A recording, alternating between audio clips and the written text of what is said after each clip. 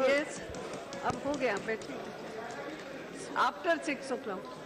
Honorable Speaker, ma'am, I stand before शाम को. this House to open the discussion of on the motion of thanks on behalf of my colleagues. आदरणीय अध्यक्ष जी, सर्वप्रथम तो मैं माननीय महामहिम राष्ट्रपति जी को धन्यवाद देना चाहती हूं कि उन्होंने अपने अभिभाषण में देश हित को लेकर अनेक महत्वपूर्ण मुद्दे उठाए एवं मुख्य बिंदुओं पर चर्चा की और हम सबको उन्हें सुनने का मौका मिला. To begin from the beginning, Honorable Speaker, ma'am, India for long. सदन में शांति रखे सब लोग. Yes. India for long was at the cusp of reaching the pinnacle of global leadership as a major epicenter of economic, military and soft power. Yet, years became decades and that did not happen. In spite of all advantages in the form of democracy, demography and demand, somewhere India remained mired in its own problems. The world kept waiting for us, but we were too reluctant to board the bus. It was not pacifism, but also some sort of fascination for some illusionary socialistic model that brought India down in the early 90s. The beginning of the new millennium did offer many opportunities and major opportunities for India to take the pole position. Global politics was changing, Asia was becoming the hub of manufacturing, and China was racing past the West. Once again, India was poised. The telecom revolution, the golden quadrilateral projects were some projects which did shape up India to an extent, yet for decades since then, India did not board the bus once again. Policy paralysis, rampant corruption, appeasement politics, nepotism, red tapeism, and giving priority to populistic measures rather than the real welfare issues became the policy of this country, and which put India in a very poor light, and the future looked really bleak. When Shri Narendra Modi's government took over the mantle, India was known more for corruption than anything else. The 2G scam, CWG scam, coal scam, and the list of scams just goes on. And that became the talking point for the world. Investors were shying away from investing in India. Modernization of armed forces was pending for a decade. There was lack of optimism both within the country, inside the country and outside the country. It was then the Narendra Modi government emerged. Honorable Speaker, ma'am, I take this opportunity to put forward some of the initiatives of this government to fulfill the aspirations of 126 crore Indians. India became the fastest growing economy. Our governance paradigm seeks to undertake development for each and every section of this country and of this society. Our goal is to reach out to the poorest of the poor and every section of society and remotest corner of the country, and ensure delivery of services and effective policy making in this regard. Economic development alongside social justice in a time-bound manner needs coordination and efficient implementation through all stakeholders, be it states, local governments, businesses, NGOs, and most importantly, people of this nation. The process has been slow because of the enormity of the situation and the task ahead. Reforms is a relatively slow but effective methodology for achieving the goals. It requires constructive blending of skills, capital, and reform mechanisms. In this regard, whether it's the area of skilling, it's the area of getting investments, or having reformist attitude towards various reform mechanisms or regulatory mechanism, the government has actually been very serious and is working towards that. The Government of India's centerpiece program for changing or transforming the country is actually Make in India.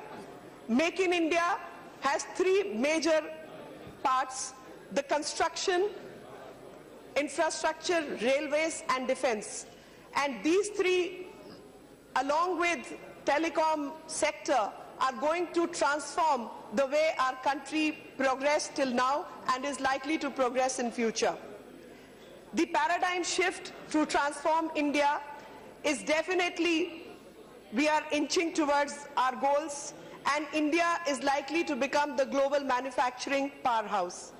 Since its launch, the Prime Minister, Mr. Modi, has pulled all steps, all full stops for the global participation in India's story. In recently concluded Make in India Week in Maharashtra, projects worth 8 lakh crores have been inked. More than 2 lakh jobs thus shall be created. Our manufacturing landscape is in the process of rapid reforms, whereas ease of doing business is facilitated by government, and many state governments have their own transformatory objective to achieve and participate in nation building.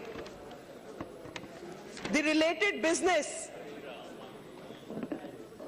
with respect to Make in India is integration of various opportunities which are available to business houses, respective states, and national international stakeholders to provide win-win situation and economic climate for all. Some of the proposals in Make in India program include direct tax exemptions for the first 3 years for MSMEs, tax holiday for local manufacturing of defense, aerospace products, sought for R&D, tax benefits to attract electronic and telecom manufacturers, amongst others. The program designed to facilitate investment, foster innovation, enhance skill development, protect intellectual property, and build best-in-class manufacturing infrastructure. The Make in India initiative has created fans and admirers both domestically and internationally, and global leaders are also admiring this process. The world is eager to partner India in this initiative. The Make in India recognizes ease of doing business and as an important factor to promote entrepreneurship. A number of initiatives have already been undertaken to ease business environment. Steps are being undertaken to de-license, deregulate the industry during the entire life cycle of the business. High-value industrial sectors are sought to be created, and FDI liberalization has actually brought in FDI in this country. And to specify a few statistics, FDI cap raised from 26% to 49%, portfolio investment in defense sector permitted up to 24% under the automatic route, and 100% FDI allowed in defense sector for modern and state-of-art technology on case-to-case basis. 100% FDI in automatic route is permitted in construction, operation, and maintenance in specified rail infrastructure. India today is $2 trillion economy in terms of GDP, and more than $8 trillion economy in terms of purchasing power parity. If one looks across the globe, very few countries are today poised to take the quantum leap in terms of economic growth as India is poised. Efforts of the present government to outline Make in India as the focal point of India's development is much appreciated. India became the largest recipient in FDI in the first half of 2015, and around 31 billion of FDI has come into India. India climbed 5 notches to the 130th rank in the latest 2015 UNDP report on account of rise in life expectancy and per capita income. Despite adverse international conditions, India's GDP is poised to grow at 7% per annum. With inflation figures much below 5% and healthy domestic economic climate, India is fast emerging as a world leader in economic sphere. In recent quarter, Indian manufacturing output grew by 9.3%. The Indian Railways got rupees 40,000 crore deal with GE to make electric and diesel automotive locomotive in India in collaboration with Railways is a great example of how Make in India has started showing results. When we discuss the issues regarding railways, I must bring up HOG. This is head over generation, which are at a smaller level the railways has initiated, in which the extra carriage capacity is taken care of, windmill, renewable energy, electricity, transforming the railway travel, various initiatives that are being constantly undertaken by railways, and Make in India is taking shape through railways, and railways is becoming an engine to drive the economy forward. The dynamic nature of our export-import regime needs quick and assertive decision-making, upholding our domestic demands. Export in certain items have declined in the recent quarter. For some analysts, that's a cause of concern. But it is not so, because similarly, exports, when the exports have declined, imports have also declined. Our trade imbalance gap, which used to be very high, is reduced drastically. This is because domestic manufacturing is picking up, and we must support such a scenario as it generates more employment for the aspirational youth of India.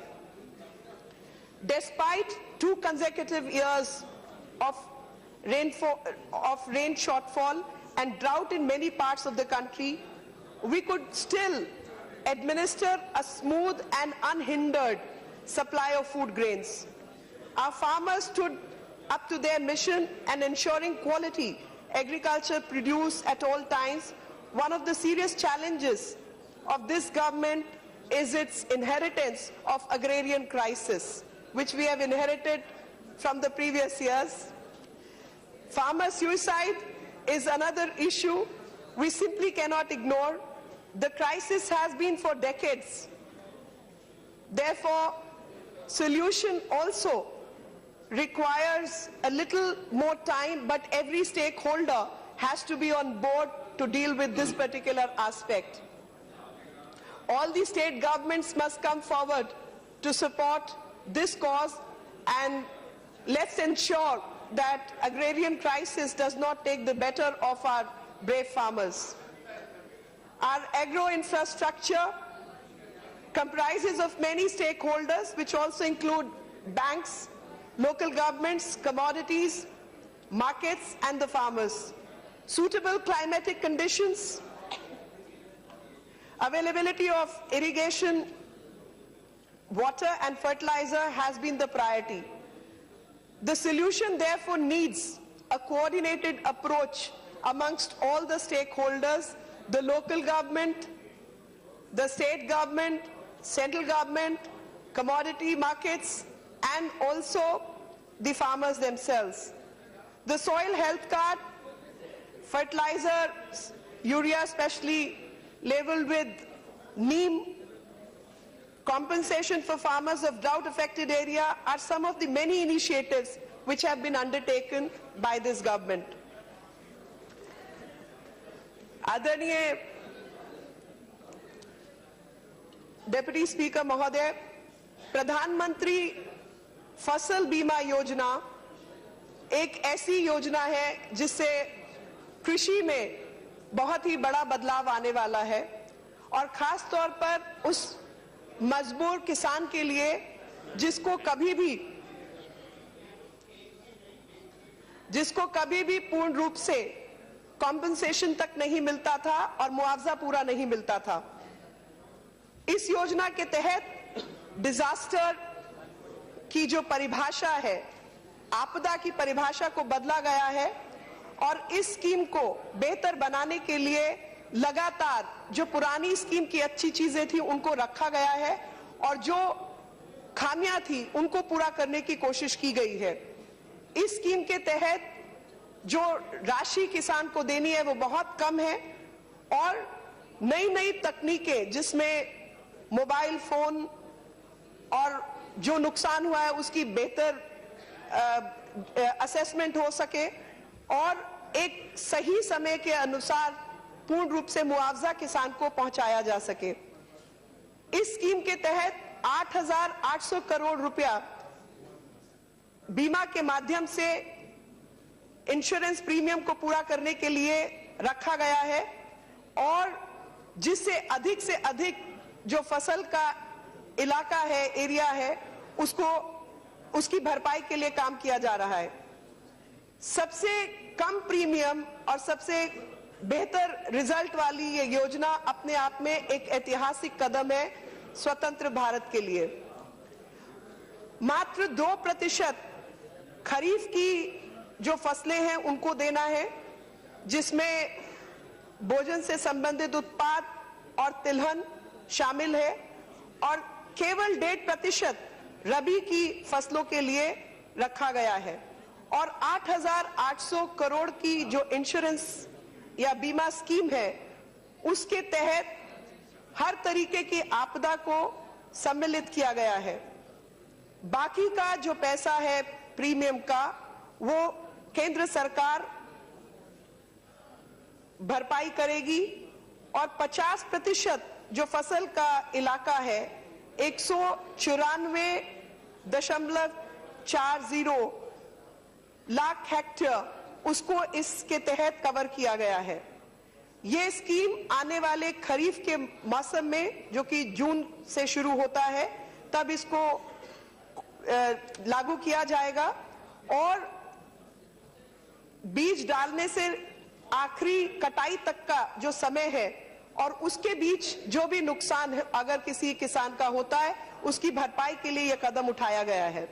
इसमें ऊपर की कोई भी limit नहीं है और जो बकाया 90% है वो सरकार द्वारा भरपाई की जाएगी। इसी प्रोविजन के तहत सबसे कम इंस्टॉलमेंट देने पर, सबसे कम पेमेंट देने पर सबसे अधिक लाभ की ये जो स्कीम है उससे किसानों का नुकसान लगातार कम होगा और जिस प्रकार से डेट या ऋण के कारण जो आत्महत्या किसान करते हैं उस पर भी इसका बहुत बड़ा प्रभाव पड़ेगा और ताकि फोन की टेक्नोलॉजी, सैटेलाइट टेक्नोलॉजी और तमाम तरीके की बेहतरीन टेक्नोलॉजीज का इस्तेमाल करके किसानों को तुरंत इसकी जो मुआवजे की कीमत है वो वापस पहुंचाई जाए, जल्द से जल्द उसका भुगतान किया जाए, ऐसी सरकार की मंशा है। किसानों के ध्यान को ही सामने रखते हुए एक्सपोर्ट इंपोर्ट पॉलिसी पर भी काम करने की जरूरत थी, जिसमें वैल्यू एडेड इनिशिएटिव्स लिए गए हैं और जितनी भी एग्रीकल्चर प्रोड्यूस है उससे किसानों को पूरे अंतरराष्ट्रीय बाजार में लाभ मिल सके, इस पर काम किया जा रहा है। Organic farming, use of technology for irrigation with better quality seeds and will enhance the productivity and benefit all the stakeholders. A robust pricing mechanism which seeks to eliminate hoarders and middlemen from the system will ensure effective delivery. इन सब के साथ जैसा कि मैंने पहले भी कहा कि लगातार भिन्न स्टेक होल्डर्स के बीच एकजुट होकर काम करने की आवश्यकता है ताकि बिचौलियों को इस पूरी साइकिल से समाप्त किया जा सके और जो लोग लगातार ब्लैकमेल और इस तरीके की ब्लैक मार्केटिंग में जुड़ते हैं, चाहे प्याज का मौसम हो तो प्याज, आलू हो तो आलू, दाल हो तो दाल, उस सब को समाप्त किया जाए और पूरा एक यूनिफाइड बाजार क्रिएट किया जा सके इस देश के अंदर। सरकार लगातार उसके प्रति जागरूक है और काम कर रही है। फॉरेन पॉलिसी इनिशिएटिव में भी सरकार ने बेहतरीन काम किया है और जिसका लाभ हमें सब तरफ से मिल रहा है। On the foreign policy initiative, the government has done excellent job. The Make in India mantra, coupled by aggressive campaign, has made India a respectable and trustworthy destination for many international players to do business with. Barring a few glitches with our neighborhood, but our neighborhood is far more secure and safe. Our diplomatic community have done a splendid job in upholding the tenets of our national interest while dealing with friendly and sometimes hostile regimes of the world. Our engagement with United States, France, China, Russia, Japan, United Kingdom has improved manyfold. India's viewpoint and concerns are articulated effectively in international events. We therefore negotiated the climate change and COP21 very successfully. Our foreign direct investment has almost doubled. The recently concluded International Navy Fleet Review was a super success. Many countries have realized to come together to fight against terrorism. This government has set up robust mechanisms to exchange intelligence, information, and prevent terrorist attacks. And to an extent, the example was set up by Pathankot. It was the worst form of terror attack on India, and if compared with 26/11, we handled it very differently. The Swachh Bharat scheme has raised our collective consciousness towards a clean and green environment. The various components of the schemes are beginning to show results. More than 8 lakh toilets have been built in schools and rural areas. It is slow but effective campaign which will transform our country into clean and safe place to live in. The Swachh Bharat campaign has a major component of health, and it specifically affects the health of young children and women in particular. So the entire focus having shifted to Swachh Bharat, where a lot of investment from private and government bodies is coming, and a collective consciousness has actually led to a better environment, and a lot of work needs to be done, and we are on the right track. I am glad to inform this House that more than 95% of our citizens are connected with Aadhaar card. Most of them are connected to their Jan Dhan accounts as well, which enables this government to deliver services effectively. So all the intermediaries who were not working towards letting the benefits pass on to the ones who needed it the most, the Aadhaar card initiation has helped, and the biggest example was the example when this particular scheme was utilized during Chennai flood to deliver the services. Our social insurance schemes have helped the poor and downtrodden. The Beti Bachao, Beti Padhao scheme is gradually transforming our communities towards support for gender equality while creating social awareness towards such sensitive issues. आजकल हरियाणा कुछ समय पहले किसी और विषय के लिए खबरों में था, लेकिन जो सबसे बड़ा अचीवमेंट हरियाणा का है वो बेटी बचाओ बेटी पढ़ाओ में मेरे अनुसार रहा, जहां पर 817 का रेशो होता था 1000 पुरुषों पर वो आज बढ़कर 899 हो चुका है मात्र 1 साल के भीतर। और सरकार ने खास तौर पे केंद्र सरकार की स्कीम को जिस तरीके से हरियाणा सरकार ने लागू किया, उसके लिए मैं अपनी सरकार का धन्यवाद देना चाहती हूं कि बेटी बचाओ बेटी पढ़ाओ जैसी योजना के तहत जब आप लोगों के बीच में जागरूकता से काम करते हैं और सब स्टेक होल्डर्स मिलकर काम करते हैं तो नतीजे बहुत जल्दी आप सबके सामने आते हैं। The recently launched Startup India and Stand Up India schemes seek to focus on risk-free employment activity supported by the administration through single window approval mechanism. These schemes are channelizing the entrepreneurial energies of our youth, women and backward classes and creating a productive employment. Skill development of our human capital has been a key area where a lot of work is being done. Incentives for skill development centers by way of finance, technical know-how and integration with the industry has yielded desired results. आज मुझे लगता है कि अगर सबसे बड़ा कोई सामाजिक कार्य हो सकता है तो वो युवाओं को हुनर देने का कार्य हो सकता है। और इस हुनर के कार्यक्रम में सरकार ने एक बेहतरीन कदम उठाया है और युवा शक्ति को आगे लाकर अपने सम्मान के साथ खड़ा करने की कोशिश की है। और हुनर पर जिस तरीके से ध्यान दिया गया है वो इस सरकार काबिले तारीफ है, because Skill India can actually change the way our systems operate, and for India to become a global player, whether in economic market or any other market, we need skilled youth force. And skilled youth force can only be guaranteed by governmental intervention, and I can very proudly exhibit that the government has worked very hard towards skilling the youth and bringing forward the required youth and getting them required employment in this process. Government has allocated more than 7,000 crores to develop smart cities. By the year 2020, people's participation with all the stakeholders will make it possible. The concerned ministries have rolled out ambitious roadmaps in the coming months and years to ensure speedy implementation of smart city project. Honorable Speaker, ma'am, on all the fronts, the biggest drawback in the past systems and the one which led to corruption of various kinds was the banking system.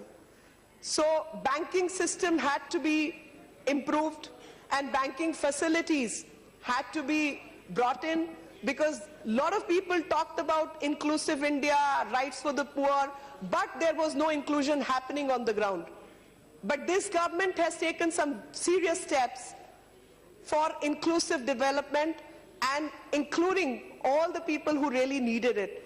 An improvement on the banking sector has been one of the major achievements, according to me, of this government. 2015 में भारत सरकार मुद्रा bank लेकर आई और उसका जो सबसे बड़ा उद्देश्य था वो उन लोगों तक पैसा पहुंचाना जो लोग 42-48% जीडीपी के हिस्सेदार होते हैं, लेकिन उनके लिए आज तक कोई स्कीम नहीं थी। और वो छोटा मोटा रोजगार करने वाले लोग, चाय की दुकान चलाने वाले लोग, सिलाई का काम करने वाले लोग, लेकिन उनकी बेहतरी के लिए किसी सरकार ने कभी नहीं सोचा था और कोई स्कीम नहीं बनाई थी।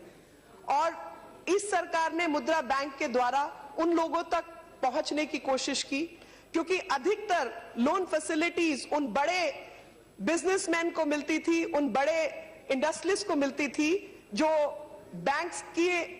बैंक्स को पैसा ही नहीं लौटा पाते थे और एनपीए के लिए भी जिम्मेवार है। लेकिन जो लोग ईमानदारी से काम कर पैसा लौटाना चाहते हैं और अपनी जिंदगी गुजर बसर करना चाहते हैं, स्कीम नहीं थी, लेकिन के द्वारा सरकार ने इस काम को करने की कोशिश की है और 5.7 जो माइक्रो और स्मॉल बिजनेसेस हैं उन तक पहुंचने के लिए एक इंस्टीट्यूशनल फंड क्रिएट किया है। 5.7 करोड़ माइक्रो यूनिट्स जो कि 12 करोड़ लोगों को सीधे तौर पर रोजगार देते हैं और अगर उनके परिवारों की संख्या जोड़ी जाए तो तकरीबन 30-32 करोड़ लोग इस पर आश्रित हैं। इनके लिए सही तरीके से मदद हो सके, फाइनेंशियल मदद हो सके और सही ऋण प्राप्त इनको कराया जा सके, इसके लिए सरकार ने काम किया। आरबीआई ने 10 ऐसे स्मॉल फाइनेंस बैंक्स को घोषित किया और 11 पेमेंट बैंक्स को। सुबह मैं सुन रही थी कि एक प्रश्न के जवाब में उत्तर आ रहा था कि कोई पेमेंट बैंक नहीं है, तो इंडिया पोस्ट को भी ऐसा आदेश दिया गया है और पेमेंट बैंक का लाइसेंस उनको दिया गया है। जनधन योजना में जो कि 30 सितंबर 2015 को 76.81 ऐसे खाते थे जो जीरो बैलेंस वाले थे या जिनमें कोई भी धन नहीं पहुंचा था और कोई ट्रांजैक्शन नहीं थी, वो आज दिसंबर के महीने में घटकर मात्र 32% रह गया है और 20 करोड़ इन खातों के द्वारा 30,000 करोड़ इनमें डिपॉजिट किया गया है, जमा किया गया है। प्रधानमंत्री फसल और जीवन बीमा योजनाएं सब लोग उससे परिचित हैं, लेकिन ये ऐसी योजनाएं हैं कि जो गरीब से गरीब तबके को लाभ पहुंचाने के लिए लाई गई हैं और मात्र 1 रुपया रोज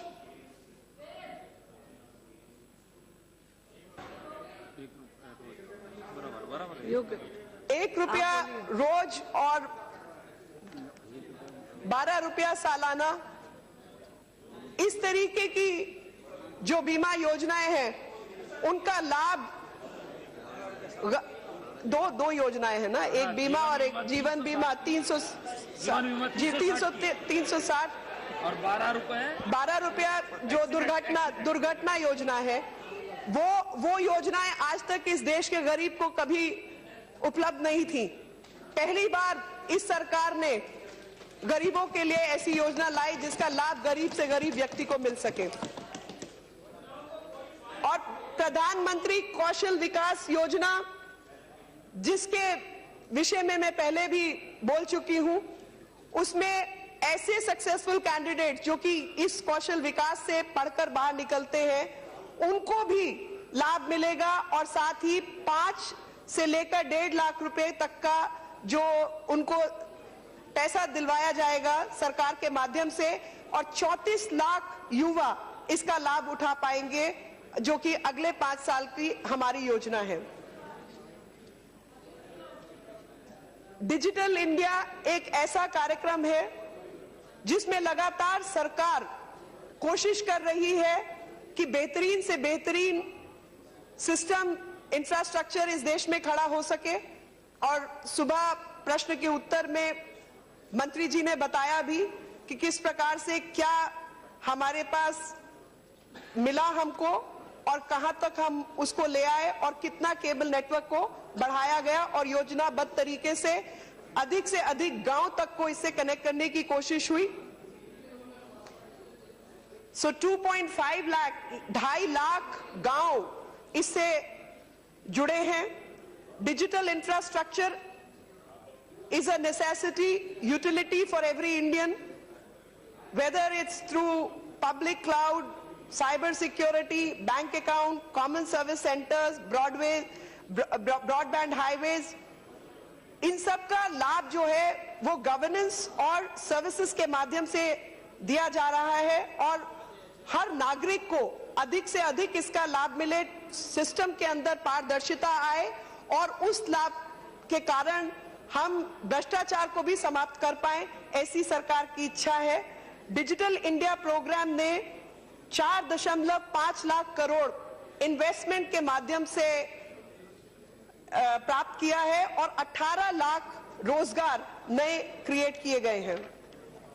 प्रधानमंत्री आवास योजना जो कि जून 25, 2015 को लागू की गई, इस योजना में लोगों को बेहतर घर मिल सके, इसके लिए 305 शहर और कस्बे उनको चिन्हित किया गया है और 9 ऐसे राज्य जहां पर इस स्कीम को इंप्लीमेंट किया जाने वाला है। Even in the power sector,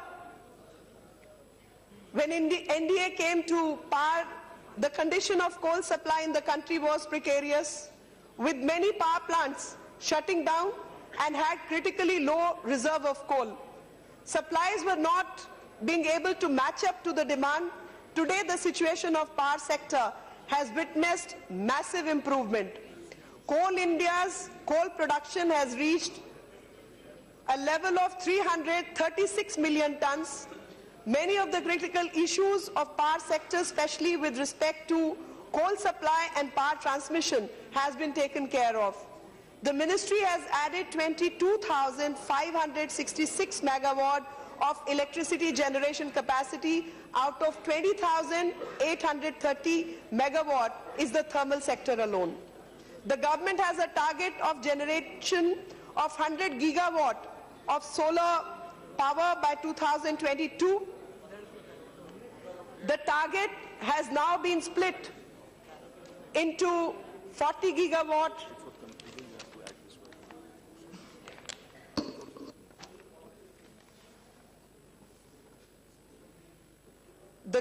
The target has for now been split into 40 gigawatt of rooftop and 60 gigawatt through large and medium scale grid connected solar power projects, and is expected to entail an investment of 6,000 billion. The overall target is a generation of 175 gigawatt of renewable energy by 2022. Solar Alliance is another success which India has been able to achieve. Deen Dayal Upadhyay Gram Jyoti योजना एक ऐसी योजना है जिसके तहत 24 घंटा 7 दिन power supply हर घर को गांव देहात में मिल सके, उस पर काम किया गया और इस स्कीम के माध्यम से 18,500 गांव को 3 साल के भीतर बिजली पहुंचाने का कार्यभार लिया गया है। 3,500 ऐसे होंगे जिनको ऑफ ग्रिड रिन्यूएबल एनर्जी प्राप्त होगी और 5,500 और 5,000 गांव ऐसे हैं जिनको इलेक्ट्रीफाई किया गया in the current fiscal till now under the Deendayal Upadhyaya Gram Jyoti योजना।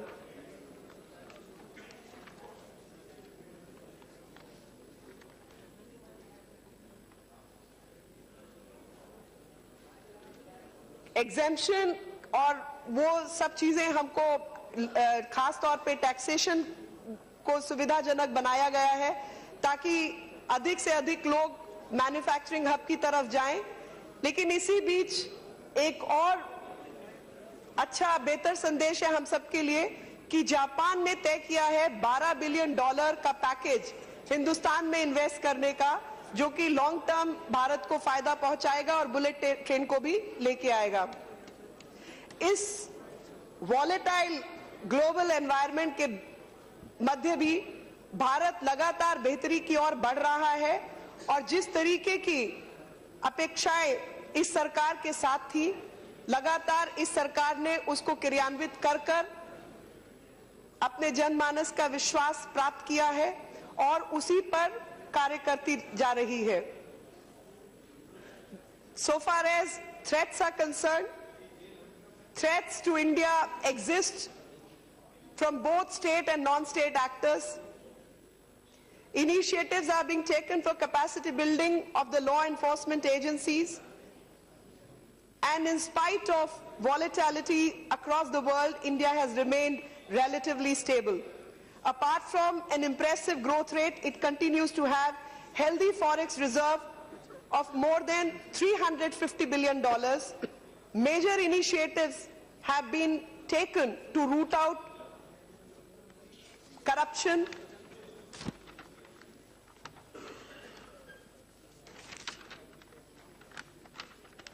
in FDI, we have removed the restriction in tea plantation as well, and defense sector, it has been raised from 26% to 49%.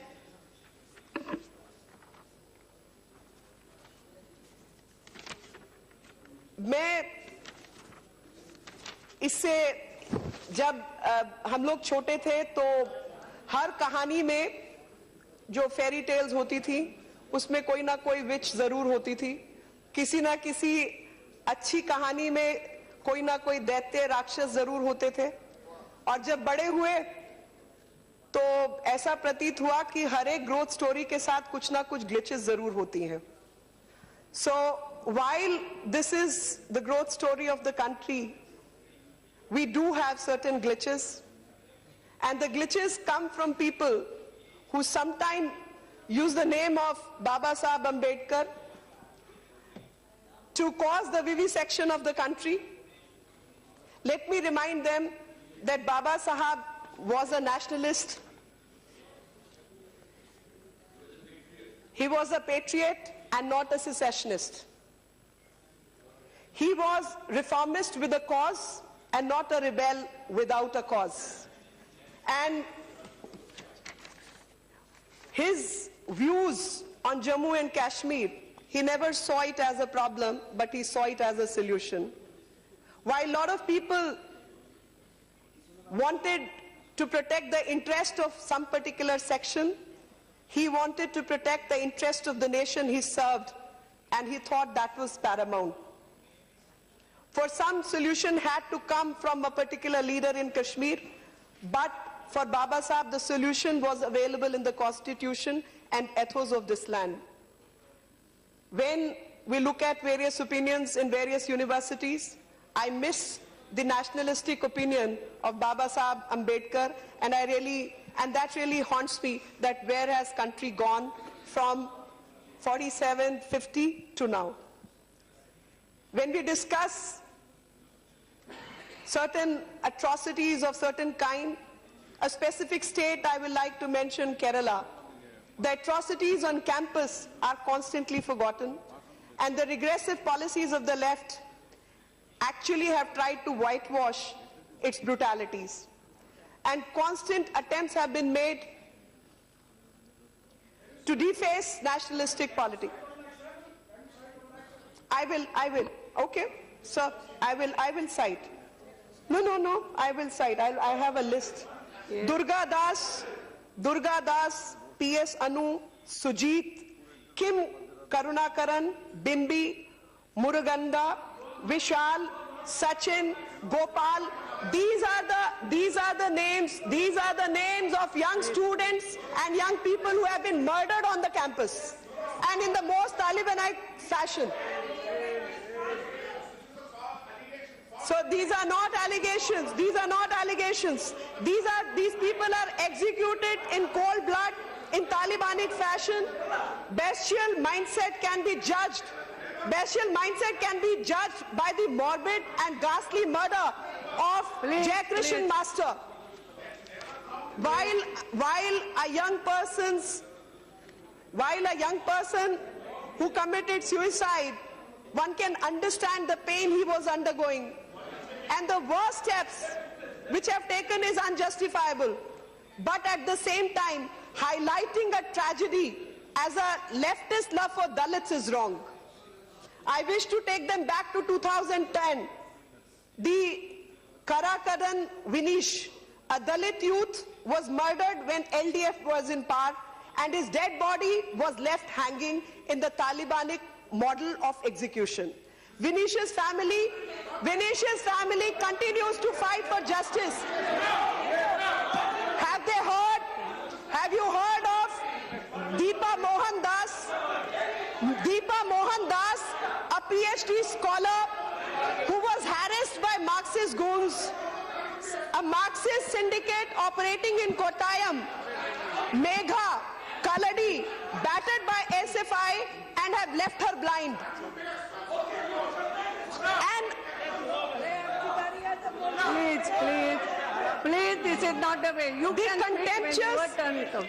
all I'm trying to exhibit is the contemptuous attitude these people have towards the progress of the nation, the contemptuous attitude these people have towards the development of the nation. On one side, the economy is doing extremely well. On the other side, they keep raising these issues to derail the development agenda.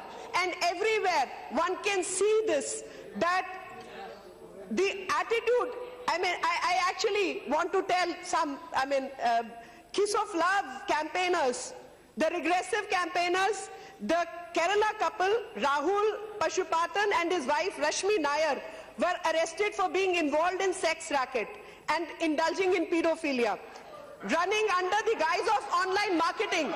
Now these are the people who constantly haunt the agenda of development, and these are the people who have hypocritical attitude. Most hilarious are the rules and regulations. Most hilarious are the rules and regulations of Palikudam, a school run by Miss Mary Roy, mother of famous ultra-left Arundhati Roy, which